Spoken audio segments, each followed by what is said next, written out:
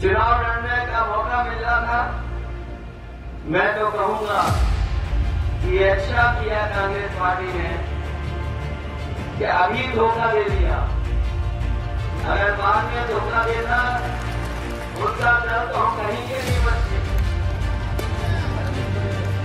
इसलिए कम से कम चुनाव से पहले हमें धोखा दे दिया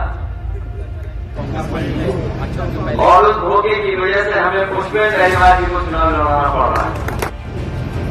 और सुबह जब मैं उठा और अखबार को मैंने देखा, हालांकि अंग्रेजी अखबार तो यहाँ कोई नहीं पढ़ता होगा, किसी ने नहीं पढ़ा होगा। जिस समय मध्य प्रदेश में सरकार बनी थी, हमारे साथियों को याद होगा कि जिस समय मध्य प्रदेश की सरकार बनने का और समर्थन जुटाने का काम चल रहा था, लोग ढूंढ रहे थे कि विधायक कहां हैं, जिस पार्टी को सबसे ज्यादा समर्थन मिलेगा उसी की सरकार बनेगी। बीजेपी भी ढूंढ रही थी विधायकों को, कांग्रेस भी ढूंढ रही थी।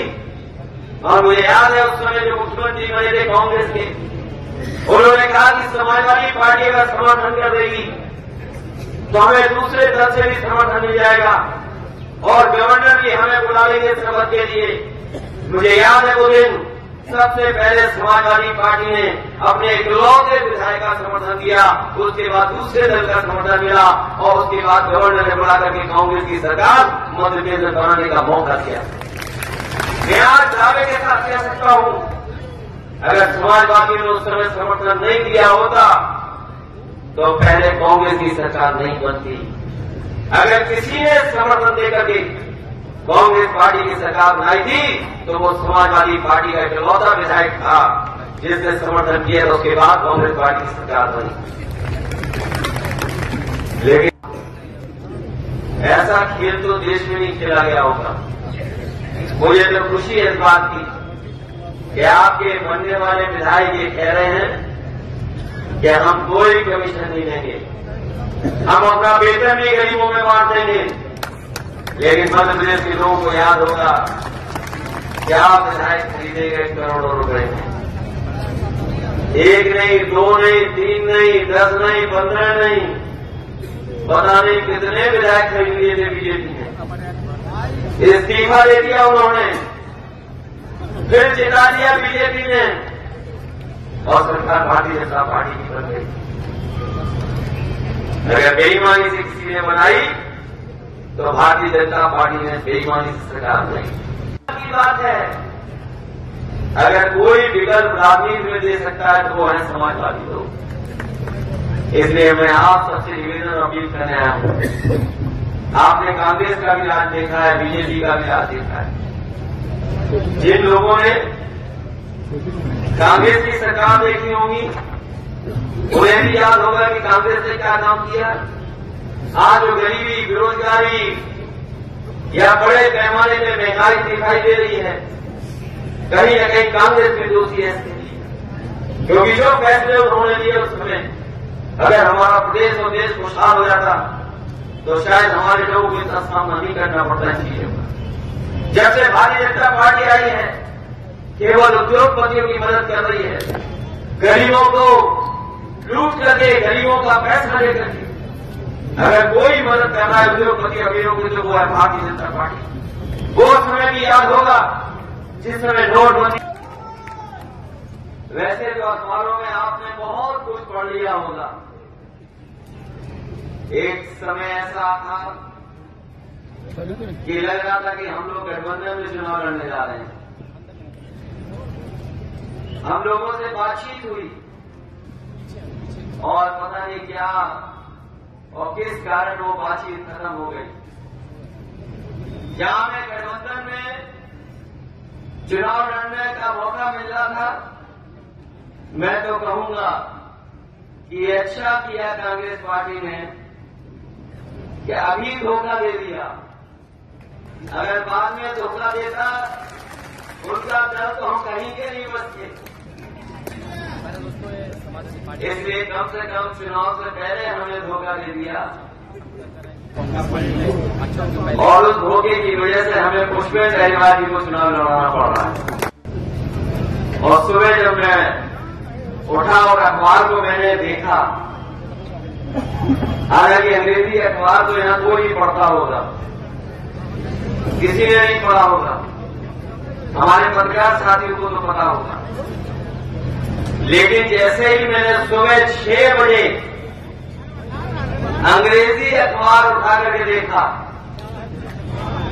उसमें जो फ्रंट में सबसे बड़ी खबर थी,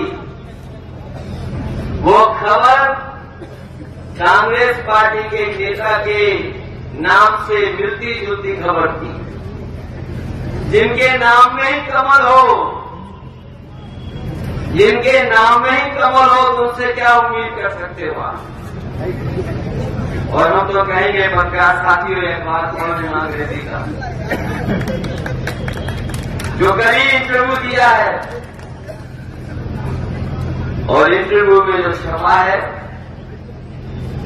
मुझे नहीं पता कि मध्य प्रदेश की जनता इस बात को कैसे लेगी, लेकिन उत्तर प्रदेश की जनता तो समझती है। अगर दूर से भी कोई बात कही जाती है तो जनता समझ लेती है कि किस दिशा में आप जा रहे हो। जिनके नाम पे ही कमल हो, तुमसे क्या उम्मीद करोगे आप? वो बीजेपी की भाषा ही बोलेंगे, कोई दूसरी भाषा नहीं बोलेंगे। और हमें जो जातिवादी कह रहे हैं, समाजवादी लोग कभी जातिवादी नहीं हो सकते। समाजवादी लोग तो हर वर्ग के लोगों को साथ जोड़ करके साथ चलने का काम करते हैं, वो कभी जातिवादी नहीं होते।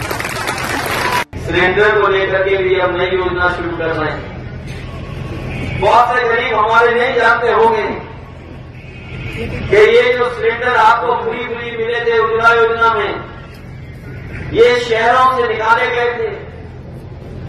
जब शहरों से निकल गए तो आगे कहां भेजे जाएं? तो बीजेपी ने गांव में गरीबों को ये सिलेंडर देने का काम किया। आज बताओ, अगर चुनाव नहीं होता तो क्या ये लोग सस्ता कर देते? आज जो नारे लग रहे हैं वो इसीलिए लग रहे हैं कि हमें वोट दे दो तो हम लोग आपको सिलेंडर सस्ता दे देंगे। और मैं आपको कहने जा रहा हूं, ये जैसे ही सरकार बना लेंगे, कहीं न कहीं से ऐसा हिसाब किताब बनाएंगे कि आपकी जेब से पैसा निकलवा लेंगे। बताओ, डीजल पेट्रोल महंगा है कि नहीं है? अगर मोटरसाइकिल चलाते होंगे तो बताओ, महंगा पैसा देना पड़ रहा है कि नहीं देना पड़ रहा? डीजल महंगा हो गया कि नहीं हो गया? पेट्रोल महंगा है कि नहीं है? और सुना है कि बिजली तो उत्तर प्रदेश से भी महंगी आ रही है मध्य प्रदेश में। जो हमारे बिजली बिल देना पड़ रहा होगा, बताओ कितना देना पड़ रहा है। और हम तो आपको बताते हैं कि उत्तर प्रदेश में समाजवादी सरकार थी तो हमारे किसानों की सिंचाई माफ थी, एक भी पैसा किसानों को नहीं देना पड़ता था। हम आपको भरोसा दिलाते हैं, अगर बीमा की किस्त को भी देना पड़ा तो सरकार के खजाने से देंगे और अपने किसानों के नुकसान की पूरी भरपाई करेंगे। ये सड़क पर तो जानवर उत्तर प्रदेश में घूमते थे, अब तो मध्य प्रदेश में भी घूम रहे हैं। ये तो उत्तर प्रदेश में खेत खा रहे थे, ये तो मध्य प्रदेश में भी खा रहे हैं। कहीं ऐसा तो नहीं है कि उत्तर प्रदेश की सरकार से कुछ मध्य प्रदेश के लोगों ने सीख लिया हो यहाँ की सरकार ने, या हो सकता है मध्य प्रदेश की सरकार से उत्तर प्रदेश की सरकार ने सीखा हो। हमारे यहाँ तो 60 सड़कों पे हैं, आपके यहाँ तो जानवर खड़े पड़े हैं सड़कों पर। बताओ, ये सरकार 10 साल से क्या कर रही थी? क्या कर रही सरकार आखिरकार? दिल्ली की 10 साल और प्रदेश की कितने साल हो गए? तो कुल मिलाकर के कितने साल हो गए? बताओ, 30 साल में ये सड़कों से जानवर नहीं हटा पाए। और ये सरकार कह रही थी कि हम अपने किसानों की आय दोगुनी कर देंगे। हमारे किसान भाइयों, बताओ, किसी की आय दोगुनी हो गई तो बता दो हमें। क्या बैठे हुए किसान भाई कोई हमें बता दे, किसी की आय दोगुनी हो गई हो? आपकी गेहूं की फसल आई थी, सरकारी खरीद तो न हुई, लेकिन आरटीओ के माध्यम से बड़ी बड़ी कंपनियां आपका गेहूं खरीद